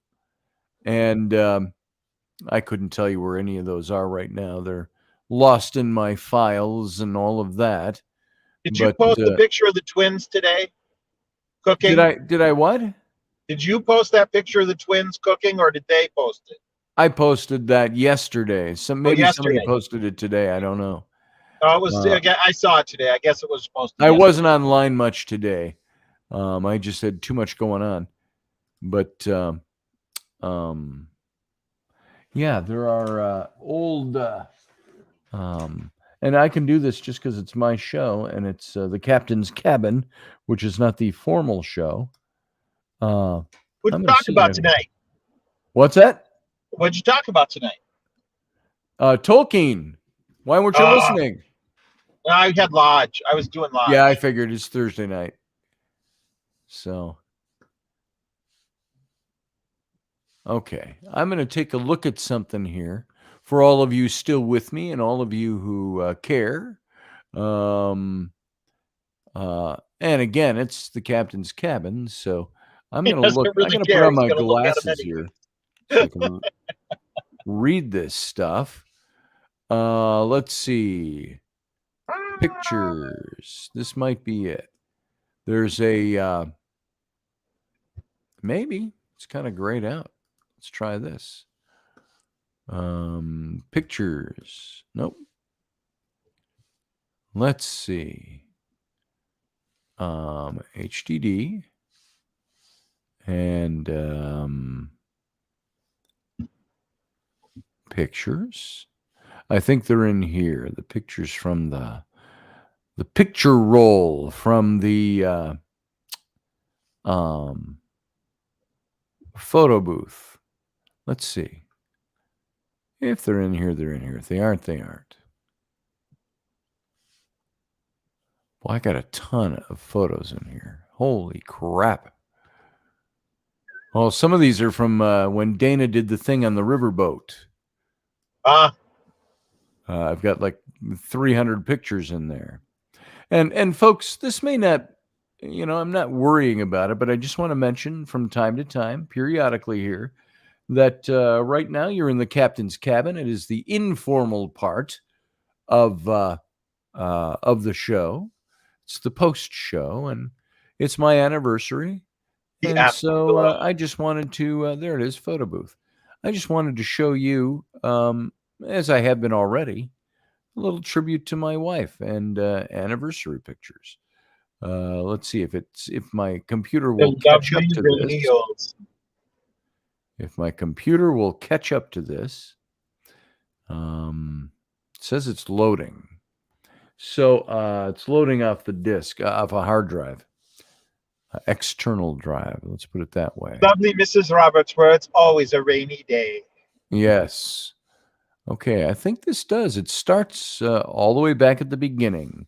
Here, folks, I'm going to share my camera with you again, or my screen.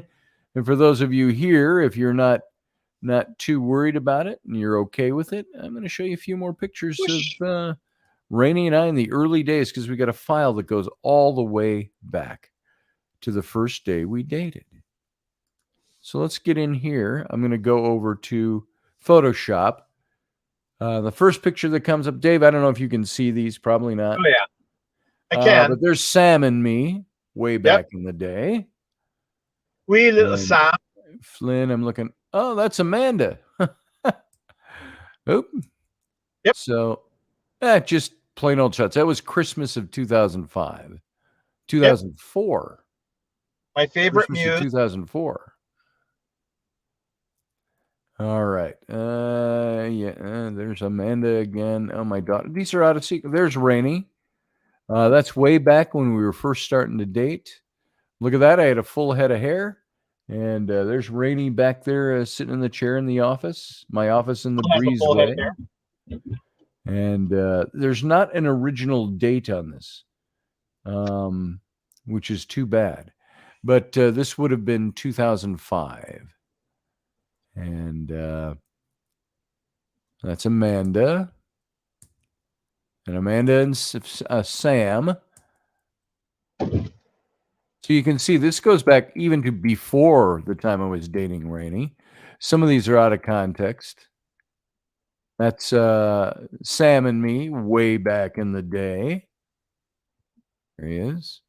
Gretchen Teed. I don't know if you ever knew her. Yep. We used to do a lot of hanging out back in the day. Gretchen from Rochester. Is she from Rochester? Wasn't she from Rochester? Or is she down in Rochester now? There's Rainey. This is one of the first little photo shoots we did, just sitting on the webcam. And the green sweater, I remember that. See, now it jumps chronology. We're back to a little different time, a little later on. But this is all still that first year we're dating. There's the woman I fell in love with that made me fall in love with her. There she is. Gotta love the face. And who is that? That's not. I think Rainey was here, but we weren't dating yet. This was a Scotch and cookies night. That's what that was.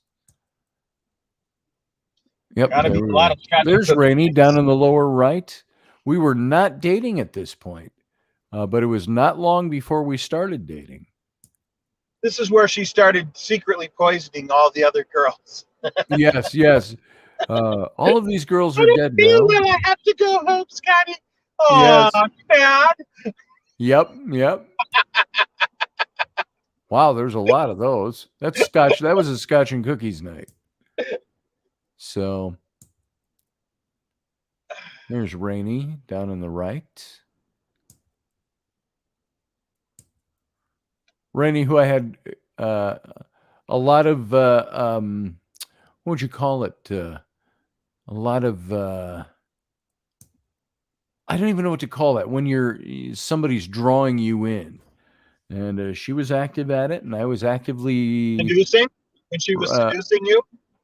No, maybe you're in this picture, but no, she was drawing me in over a course of months. So The seduction. there she is. This is a few months later now, of course, obviously. And boom. I always liked that shot of her. So this was The one where she's licking the side of your face? Oh, that's in this grouping. I was going to say green think. sweater. That's what she licks the side of your face in the green sweater, doesn't she? Well, she had that green sweater on a lot. She wore that quite a bit. So this might not be the same time. Whoop. Hey, there's my bra. So there it is. There's the famous face licking picture. So isn't it weird the things I remember? Yeah, it is. It's weird that you would remember that she was in the green sweater for that. So yeah, this was when we were first together.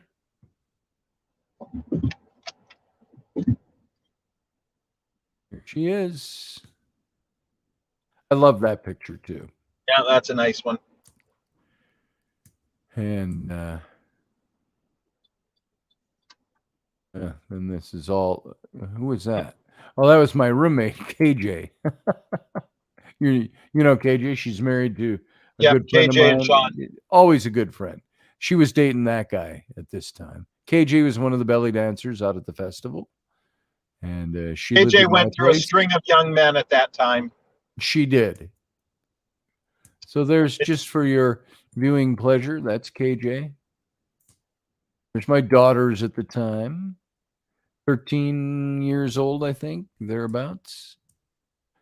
I was just looking to see if there was more. That's Bryn. All of those are Bryn. There's Rainey. So there we were. The very early days. I miss those days. You know, you miss the excitement of the original, the origins of the relationship. That was just such a fun house. It was a wonderful house. There was always fun stuff happening at that Always. So there's her little dog. That was literally right after the divorce. So that's got to be around 2005.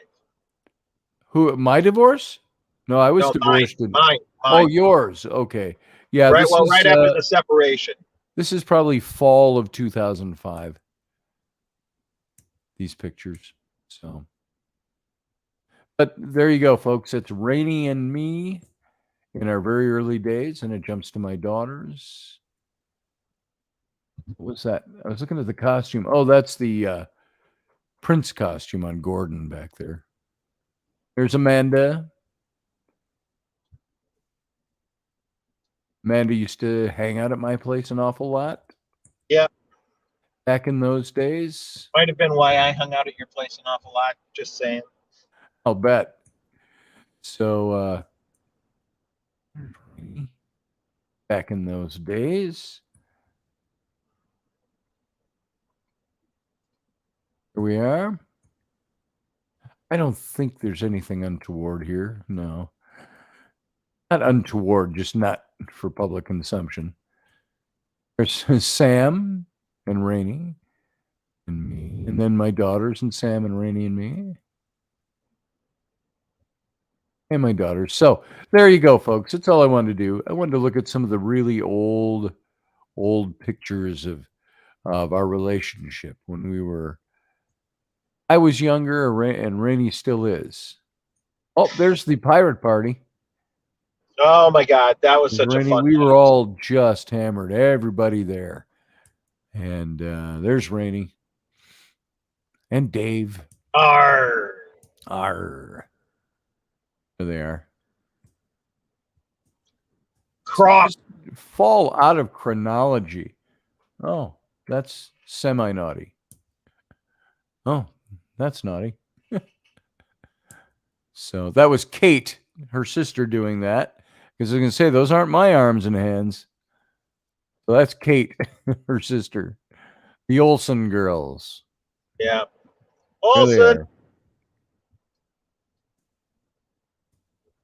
So, but there you go. It's a visual history of my relationship with Rainey in the early days. Everybody would get on my computer and do their pictures. See, that pirate party is they're just all over the place. I don't know what. Maybe it's because they're not in chronological order. I'm curious now. I'm trying to remember the party. I think it was a pirate party, but I can't. For sure, it was a Thursday night when the twins came up the hall with Maddie. I don't remember what they were arguing about, but they dropped the F-bomb. Yeah. And the entire room went silent.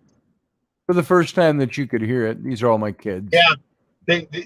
It was out in public, and the entire room, which was crowded with adults, just went silent. And they were all about 12 at the time. Maybe 13. And there's Rainey, guys. I remember you looking at the girls and saying, "What did you say?" And they were both horrified because it just casually rolled off their Dad tongue. was there. They were not expecting. Well, they knew we were all there. I don't think they just realized that they had just let that slip. Yeah. And you're looking at them. Everybody's looking at them, and tons of tension in there. And I go, well, at least it was in context. Yes. Well, there you go, folks. That's all I'm going to do with that. I was looking for old pictures. of Rainey back in the day. Yes. that's when she started. That's when she came into my family, and wanted to be as we fell in love. It was she lured, says Amanda Berry. Yeah, Lord, that's the word I was that's the looking for. word. That's the word I was looking for. And so, In a good way, not a yes. bad way. So, those of you who missed it, Amanda, it's our anniversary today, and so I was just doing a little photo recap of the early days with Rainey and I. So, good to see you here, by the way. So, happy anniversary to both of you. Thank you. I appreciate that, Amanda. So you know what? And that's almost all I got today. I'm pretty much done for the day. You should be up in bed with her. It's your anniversary. I'm just saying. I should be. Shouldn't be on the phone with me. But my bedroom's not set up yet, so I'd have kids all over me. The little one. Throw them out. They can all go into the Rowan's room. Yeah, and we hadn't thought of that. So in another 2 days, probably, as that floor all dries up, we will have our bedrooms set up down here, probably on the weekend. Saturday's the day, baby. We have no show, and it's all painting time. You got no show? What were you going to do? You don't have a show on Saturday night. So I don't have a show. Yeah. So there's no hang up. As long as you can get up for Sunday, we're good. We'll just paint until we're done. So we'll get that. I think we should start a mural. Well, I've got an idea for. I want to do a little Trump low in the bedroom. I want to paint a headboard. Okay, let's do that. A big headboard, and I want it to look like, when you get a chance, you probably got a picture in your head, a little mixture of the bed that Frodo was in at Rivendell. Oh. The statue of the woman, kind of like a Mother Mary looking type of thing, but not. And all the swirly woodwork around her. A mixture of that, and maybe instead of the woman doing like a tree of life or something like that. So I'm thinking of doing that and paint it as a headboard, not just a flat picture on the wall, but make it look like it's a headboard, the Trump low. So you walk in that room and it looks like a real headboard over there. Maybe that's where we should do the plaster relief. Do a tree of life plaster relief. Yeah, I don't want to take too much time with that on that wall. That's the concrete wall anyway. So, but I think that would be kind of fun to do on that particular wall. So, Rainey said, "Why don't you just get one of those, pictures offline? The big pictures you can put." I said, "Because I want to paint it. I think it will look better hand painted." Yes, it will. So, and if both of us pound it out, we could have it done in a day. Because you know what? Anybody can buy a picture offline, a large picture and mount it to the wall. Anybody can do that, but not everybody will have original artwork on their wall as part of their wall. So I'm liking that idea. And I think I could make it, we can make it look really good. So anyway.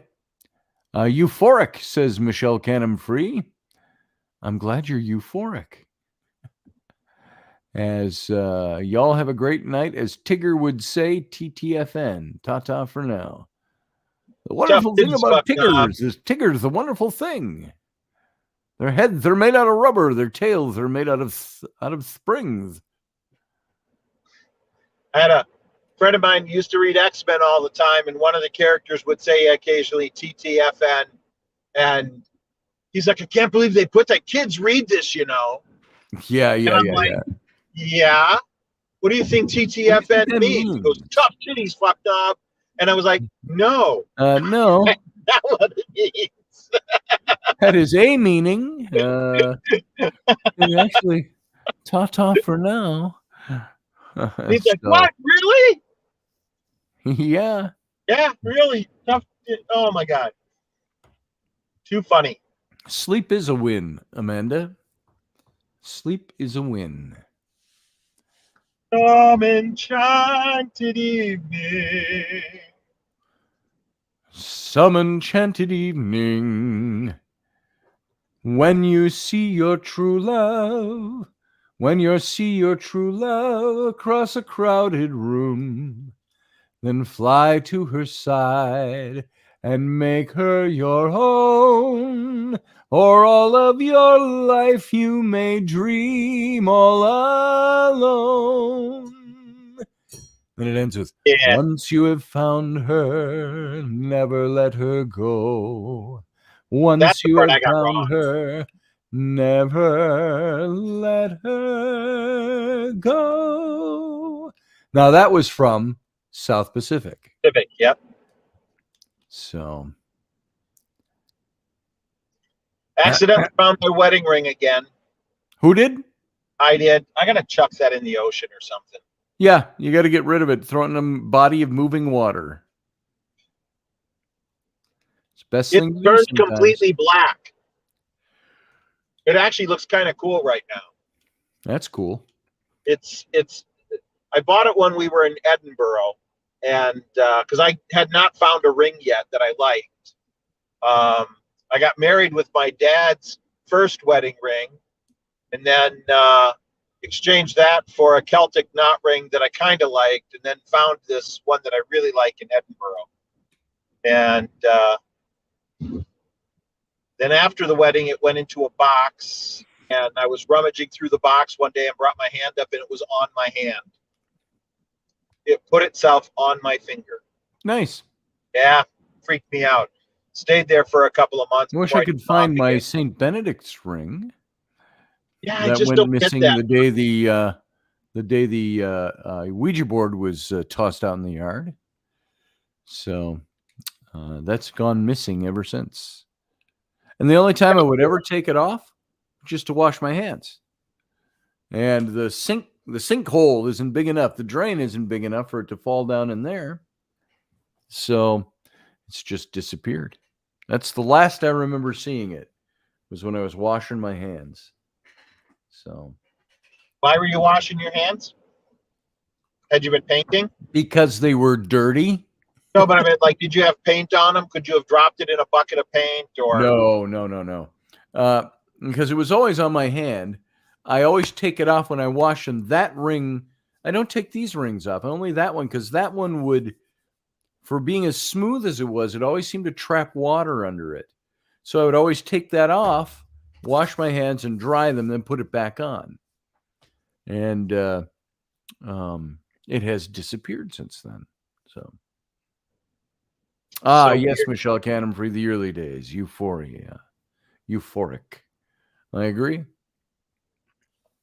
And now, sometimes, married couples, you're euphoric at the beginning and you grow tired of each other's shit at certain times. And because you become so used to each other. And there's times you go, would you talk to your friends the way you talk to me? No, I'm not familiar with them the way I'm familiar with you. So shut up, she says to me. So,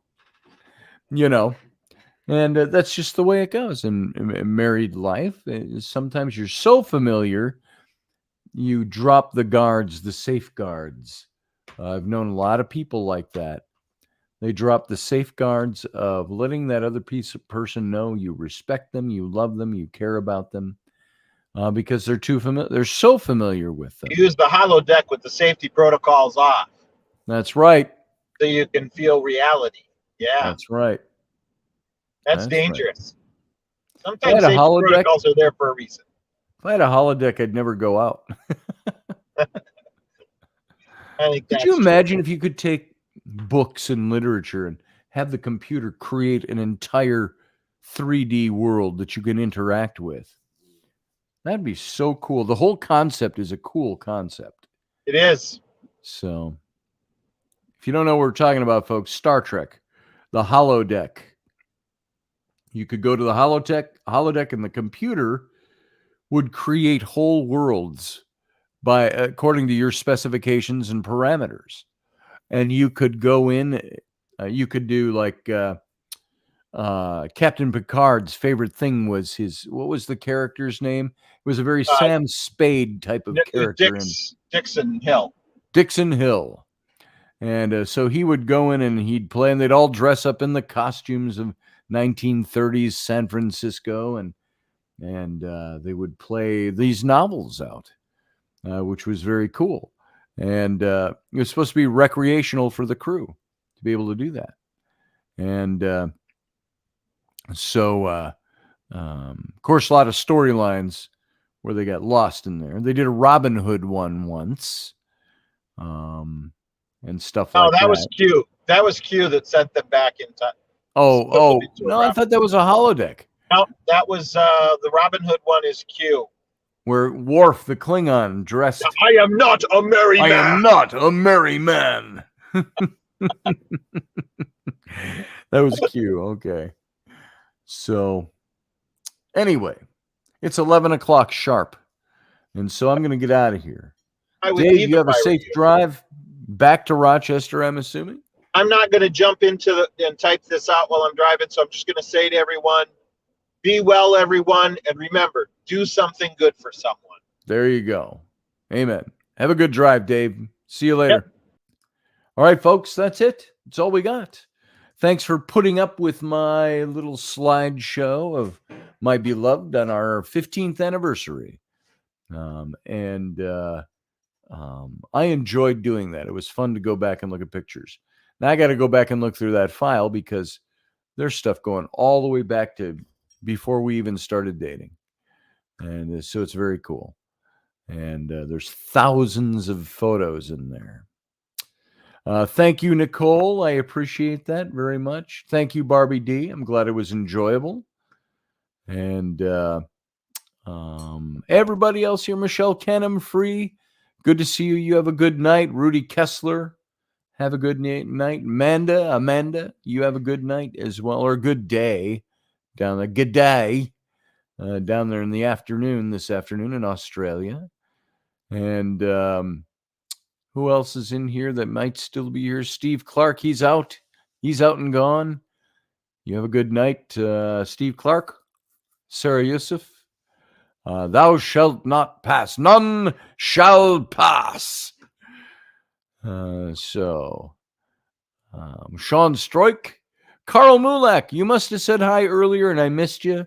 I saw you saying hi to Dave. And but I might have missed you if you came in earlier. So sorry about that, brother. And you know what? That's all we got tonight. That's all she wrote. So you all have a good night. And I'll see you back here tomorrow for, remember, Fridays on Intrepid Radio. Fridays are ghost days. So all of you, you have a good night and live long and prosper.